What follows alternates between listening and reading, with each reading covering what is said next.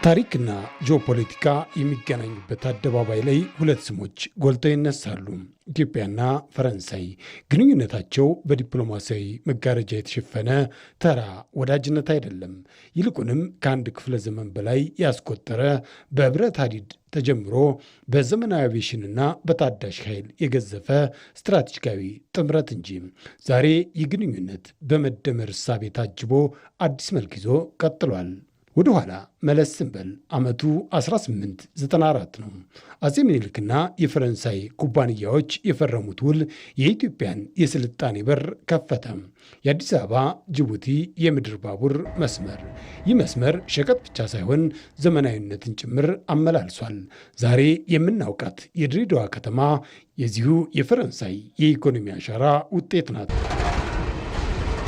ያኔ በብረት ሐዲድ የተገመደው ግንኙነት ዛሬ በኤርባስ አውሮፕላኖች ክንፍ ላይ ሆኖ የሰማዩን ጥግ እየነካ ይገኛል።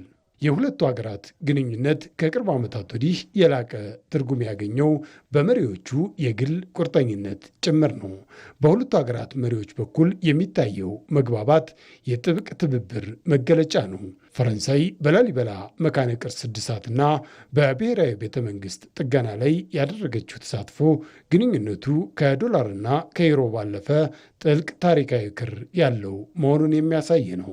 ይህም የመደመር ዲፕሎማሲያዊ ማሳያ ነው። ታሪክን ጠብቆ ለጋራ ብልጽግና በጋራ መቆም።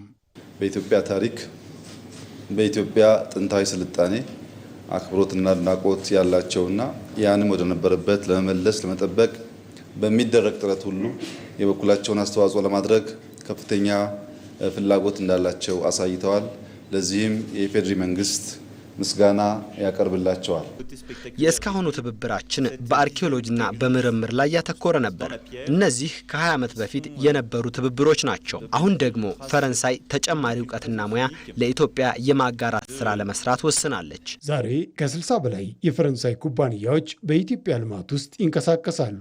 እንደ ቶታል ያሉ ግዙፍ የኤነርጂ ተቋማት የሀገሪቱን የነዳጅ ፍላጎት ሲያረኩ፣ በሌላ በኩል ደግሞ የቱሉ ሞዬ የጂኦተርማል ፕሮጀክት ኢትዮጵያን የምስራቅ አፍሪካ የንጹህ ኃይል ማማ ለማድረግ የፈረንሳይን ቴክኖሎጂ ይዞ ቀጥሏል።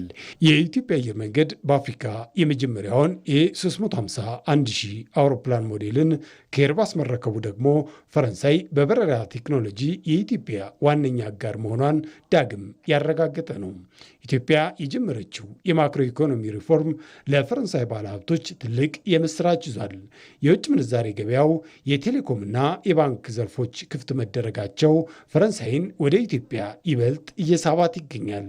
እናም የኢትዮ ፈረንሳይ የኢኮኖሚ ትብብር ትናንት በባቡር ሐዲድ የተተከለ ዛሬ በዘመናዊ ኢንቨስትመንት የለመለመና ነገ በጋራ ብልጽግና የሚያብብ ነው። ትናንት ድሬዳዋን በባቡር የፈጠረው ግንኙነት ዛሬ ኢትዮጵያን በአቪዬሽን ወደ ላቀ ደረጃ እያሸጋገራት ይገኛል። የፕሬዚዳንት ኢማኑኤል ማክሮን የአዲስ አበባ ምልልሶችም ፈረንሳይ በአዲሲቱ አፍሪካ ለምትከተለው ስትራቴጂ ኢትዮጵያ የልብ ትርታዋ መሆኗን ማረጋገጫ ነው።